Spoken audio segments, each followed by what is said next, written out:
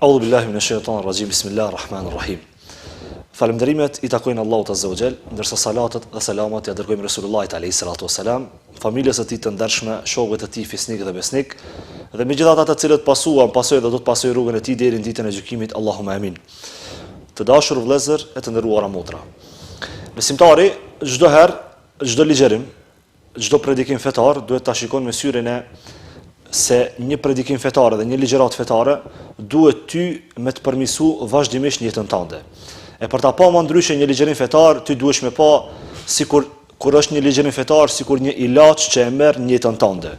Kur je i smut në trupin tënd, çdo herë besimtari shikon që edhe njeriu në kontekstin e drejtë shikon që të merr ndonjë medikament, ndonjë ilaç që ta shiron trupin e tij. Në ligjërimet fetare e konkretisht tash brenda këtyre ditëve të muajit bekuar të Ramazanit, duhet ta shikojmë se çdo ligjërim fetar është sikur një ilaç për zemrën tënde. Kur e shikon që me ilaçin e zemrës tënde ti e përmison shpirtin tan, në momentin kur përmisohet shpirti, automatikisht është përmisuar edhe trupi. I dashur vëlla dhe nderuara motër. Një pyetje që çdo ditë edhe çdo herë lip me tangu mua dhe ty, është se çdo njëri prej neve lip më bën një pyetje vetes vet. Kush jam unë? Shumë lehtë është thuash se unë jam Hasani, i biri Ganiut, e bëj këtë mision, punoj këtë punë, dhe i kam disa angazhime ditore që kjo është ajo të cilën përkufizon me definicionin më të thjeshtë mua. Po është gabim me mendu se unë jam vetëm Hasani. Është gabim me mendu se unë e bëj vetëm një punë caktuar. Unë nuk jam vetëm emri im. Unë s'jam as mbiemri im. Unë nuk jam as i profesionit e i misionit tim.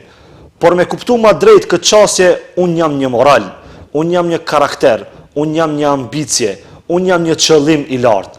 Sepse çdo herë kur dikush takon ty, fillimisht ati nuk i intereson emri jot, as nuk i intereson mbiemri jot, po hiç më pak që i intereson edhe puna jote.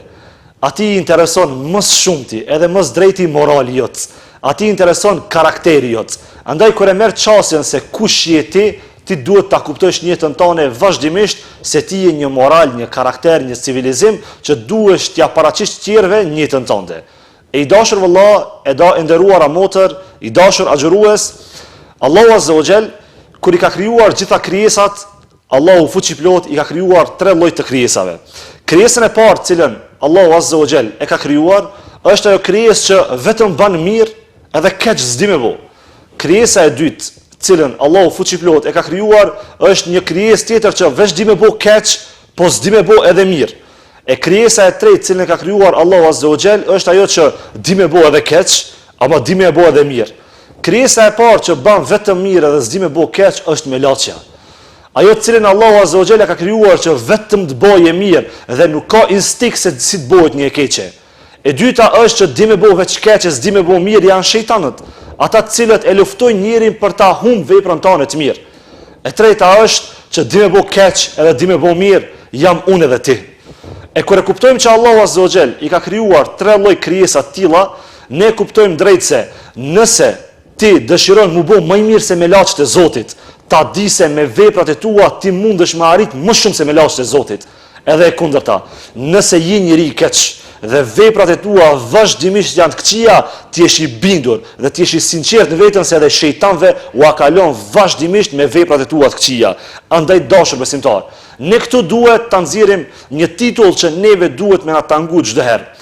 Allahu Azza wa Jall në një ajet kuranor na drejtohet shumë qartazi, me një precizitet shumë drejt ku thot udkhulu fi silmi kafa. Hyni në fe komplet. Kjo i bie me kuptu me një shikim drejt edhe me një shikim qartë, një shikim që nuk ka mjegulla që e sheti vazhdimisht, është që mos u ban musliman sezonal në Ramazan. Je musliman vetëm Ramazan, ndërsa 11 muaj tjerë ti e vazhdon avazin e vjetër me veprat tua të këqija. Allahu Azza wa Jall po thot ti nderuara motër dhe ti dashur vëlla, kur të hysh në fe, ose hyn komplet, ose tjetra ty dështon.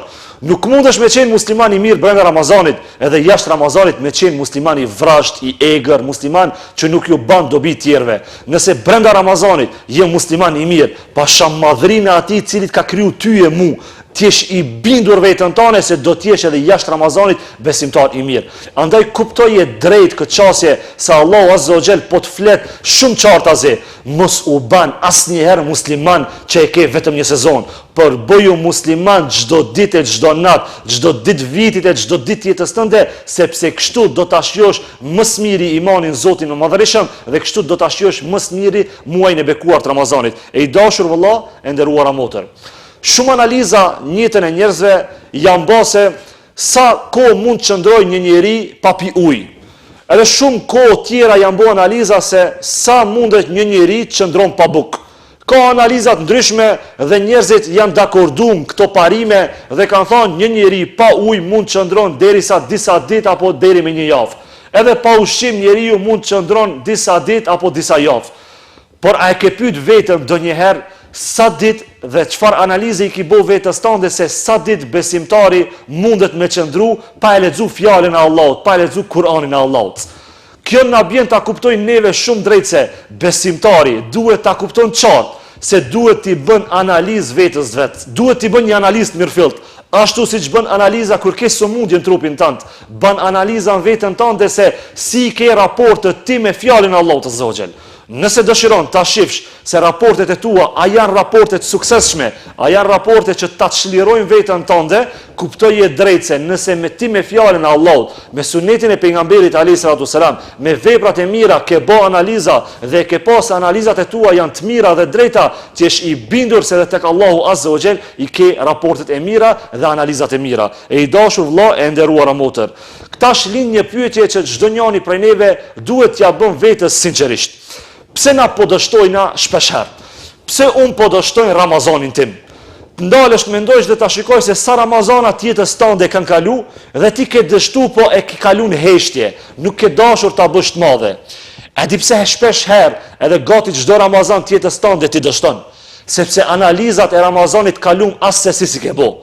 Besimtari detyrohet që edhe brenda Ramazanit, edhe pas Ramazanit, edhe para Ramazanit, ti bën disa analiza dhe ti shet defektet e tij, se kur i ka defektet e tij dhe cilat janë defektet e tij, ato të këqijat, ato vepra që e largojnë prej analizave të sinqerta dhe të thukta për ta pa veten e tij se a është njeriu i duhur dhe a është duke e përmirësuar Ramazanin vazhdimsi. Për këtë arsye ne shpesh herë dështojmë në Ramazan, sepse analizat e tona që i bëjmë pas Ramazanit apo para Ramazanit nuk i bëjmë analizat sinqerta dhe analizat detajuara për ta pa se çfarë gabime ne kemi në jetën tonë. E tani te kjo pjesa se pse ne dështojmë në Ramazan ndërlidhet automatikisht se pse ne dështojmë si shoqëri. Çdo kush duhet ta kupton drejt se kur ti dështon veten tënde, edhe ti dështon disa misione të jetës tënde, ti je pjesë e shoqërisë. Kur unë dështoj, vllau im dështon, familjari im dështon, dosti im dështon, shoku im dështon, rrethi im dështon, xhamati im dështon, ne jemi pjesë e shoqërisë dhe kështu vazhdimisht ne dështojmë shoqërinë tonë. E për ta bërë një shoqëri më të mirë, më të sigurt, më të dashur, më të urtë, më të sinqert, më të edukuar, ne kemi shumë drejt një situatë. Ne jemi duke dështuar me një dështim që s'po arrim asesi të bëhemi model për njerëzit e tjerë. E ndërlidhim atë pikën cilën e treguam se ti je një moral dhe një karakter. Kur je ti një model i mirë, kur je ti një shëmbulltyr e mirë, pa shamadhrinë e Allahut dhe njerëzit do të marrin prej modelit tënd dhe do të bëjnë njerëzit mirë. E ti kanë duhet ta mirësh model për jetën tënde dhe gjithmonë ta shikoj se modeli më i mirë për ty cili duhet të jetë. Modeli më i mirë për ty dhe për mua duhet të jetë pejgamberi alayhis salatu wasalam. Nuk ka shkollë më të mirë që mund ta marrësh në jetën tënde se sa shkolla që e ka treguar pejgamberi alayhis salatu wasalam se gjithë jeta e tij është shkollë, model dhe shembulltyr për çdo njeri që ekziston këtë botë dhe që kjo botë do të ekziston deri në ditën e fundit të saj. Andaj dashur vëllezër e të nderuara motra, e kthejmë atë cilën duhet besimtari ta shikon në veten e tij. Për qenë një Ramazan i suksesshëm dhe një Ramazan jo sezonal, që vetëm Ramazan një njeri i mirë, ne duhet ta shpjegojmë një pikë që është pikë kyçe për çdo njërin prej njerëzve. Kjo pikë flet shumë qartë se Allahu çdo njeriu ja ka krijuar kurreshtin e tij. Çdo njeri do me ditë. Nuk ka njeri në rrezullin toksor që nuk do me ditë diçka. Ne jemi të krijuar si njerëz, ne jemi të krijuar si besimtar që dojmë me ditë shumë gjëra. Edhe kjo është normale. Por Allahu Azza wa Jall i ka krijuar dy lloj të kurreshtjes, dy lloj ndjenja, dy lloj emocione që njeriu i ka brenda vetes tij që duhet me kuptu drejt. Allahu e ka krijuar kurreshtjen e mirë, që kjo kurreshtje është që ti t'jesh interesuar për të mësuar fjalën e Allahut, ti t'jesh interesuar për të punuar me sunetin e pejgamberit alayhis salatu wasalam, ti t'jesh interesuar për të bërë vepra të mira vazhdimisht, ti t'jesh interesuar për të ndihmuar njerëzit, ti t'jesh interesuar që të garosh në vepra të mira. Dhe kjo është ajo kurreshtja që është e dëshiruara për çdo besimtar. Ndërsa kurreshtja e dytë është ajo kurreshtje e kotë, që besimtarët shpesh herë e gjejnë veten e tij duke tradhtuar veten e tij. Kjo kurreshtje është kur njeriu dhe qenia besimtarit kërkon diçka që nuk i hin nuvën e tij. Shembull konkret. Çfarë të intereson ty se sa ka rrogën vëllau yt? Çfarë të intereson ty se çfarë punon vëllau yt? Çfarë të intereson ty se çfarë bën vëllau yt në jetën e vet edhe në përditshmërinë e vet? Nëse ke qëllime që dëshiron t'i ndihmosh, lejohet kurreshtja për t'ja përmirësuar jetën, po nuk lejohet kurreshtja për t'ja shkatruar jetën. Dhe shpesh herë ne e zojmë veten tonë duke tradhtuar këtë parim që nuk duhet mua as ty me t'interesu për punët e tjerëve. Mu dhe ty duhet me na interesu shpesh herë, edhe vazhdimisht, edhe çdo ditë, se si t'ua lehtësojmë jetën njerëzve, edhe jo vetëm t'jemi ato defektologët që i kërkojmë defektet dhe gabimet e tjerëve, sepse sot ti mund t'jesh besimtar në Ramazan, në këto ditë bekuara të Ramazanit mund t'jesh besimtar që e kënaq egon tënde, e kënaq atë që shejtani t'i ja ban qefin vazhdimisht, por t'jesh i bindur dhe t'jesh i sinqert se vazhdimisht kur kërkon tmeta tjerëve, kur kërkon detaje për jetët e tjerëve, t'jesh i bindur se edhe njerëzit e tjerë do të kërkojnë detaje për jetën tënde. Nëse dëshiron t'jesh i qetë në Ramazan dhe jashtë Ramazanit dhe në jetën tënde, mos kërko gabime tek njerëzit e tjerë, mos kërko detaje tek njerëzit e tjerë, por miru me veten tënde. Kurreshtjen krijoje vetëm për ka e mira dhe asesi mos e krijo kurreshtjen për ka e keqja. Dhe pikën e fundit që dua ta flas me ju bashkarisht, të dashur teleshikues, kisha dashur të flas që një pyetje besimtarit i ather shpirtin e tij. Një pyetje besimtarit ndoshta i atërqeth edhe zemrën dhe trupin e tij. Kjo pyetje flet shumë qartë azi se Allahu Azza wa Jall ana i pranon neve vazhdimisht veprat e tona. Nuk ka pyetje më të rëndë që besimtari mund t'ja bën vetës dhe mund t'a bën dikush në jetën tënde se a është duke t'i pranu Allahu Azza wa Jall veprat e tua. Për ta kuptuar më drejt në këtë çështje është që shejtani vazhdimisht, ai i cili është kundërshtari ynë vazhdimisht, çdo herë tenton me ne shkatru veprat e tona dhe besimtari gjendet me një situatë që nuk është e lakmueshme për besimtarin.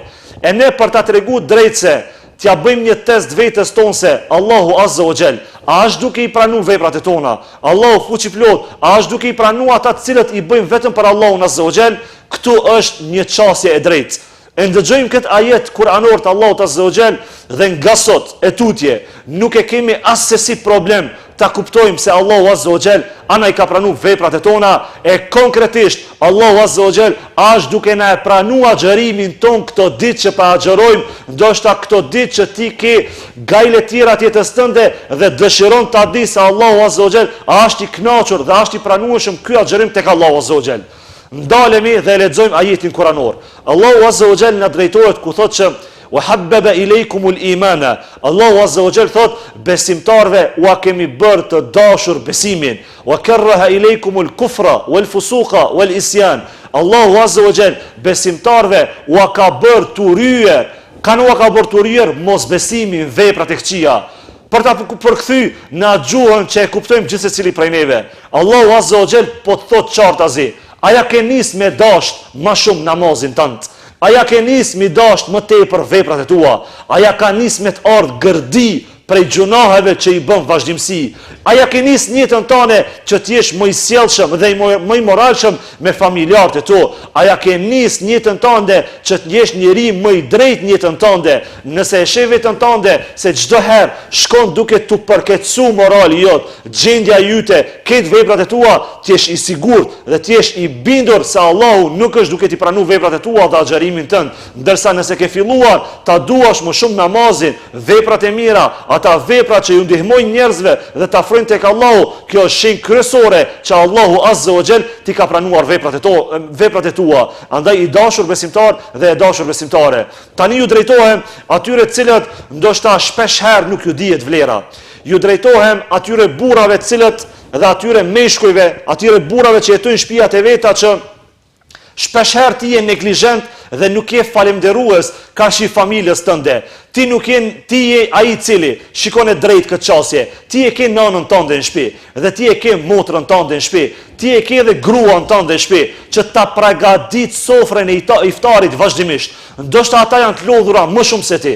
Andaj duhet ti jesh ti si burr që kthehesh në shtëpinë tënde, ti si djalë që kthehesh tek nëna jote, duhet ti jesh falemderues karshi familjes tënde që të përgatisin iftarin, që të jetë iftari sa më i begatshëm sofrën tënde dhe ta shijosh vazhdimisht. Andaj ti familjes tënde duhet ti thuash në këtë rast: oj familja ime, oj nana ime, oj motra ime, oj gruaja ime, faleminderit dhe të lumshin duar që ti me mundin tënd mundohesh na e bësh sofrën e iftarit sa më të begatshme, sepse ai i cili falemderon njerëzit pasha madhrinë e Allahut do të jetë i falemderuar edhe tek Allahu Azza wa Jall. E Allahu Azza wa Jall thot në një ajet kuranor: "Wala in shakartum la azidannakum." Nëse më falemderoni mua, unë do t'u ashtoj të mirat. Kjo lidhet drejt për drejt se nëse ti e falemderon familjen tënde, Allahu Azza wa Jall do t'i shton të mirat e ti vazhdimisht. Andaj ne lutim Allahun Azza wa Jall që pasi që jemi në këtë muaj të mëshirës, në këtë muaj të ndryshimit, në këtë muaj që neve na përmison vazhdimisht, ta lutim Allahun Azza wa Jall që agjërimin ton të e pranon, ta lutim Allahun Azza wa Jall që të na mundson që të arrijmë edhe shumë Ramazana të tjerë, sepse nëse Ramazani yt, ky Ramazan të cilin e jeton, është Ramazani më i mirë dhe është Ramazani i fundit, gjitha Ramazanat e tjera Allahu do t'i vlerëson sipas Ramazanit tan të fundit që e ki pasur, Ramazanin më të mirë. Andaj unë për fund ju them me atë cilën do të përshëndetëm banorët e xhennetit, Zoti qoftë me ju. Wassalamu alaikum wa rahmatullahi wa barakatuh.